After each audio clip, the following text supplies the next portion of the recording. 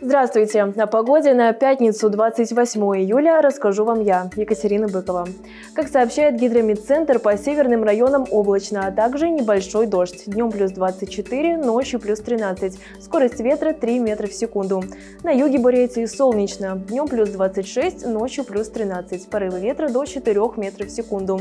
В Улан-Удэ также солнечно. Днем жарко плюс 27, ночью по-прежнему плюс 15. Ветер немного стихнет, его максимальная скорость 6 метров в секунду. С вами была Екатерина Быкова. Всем пока!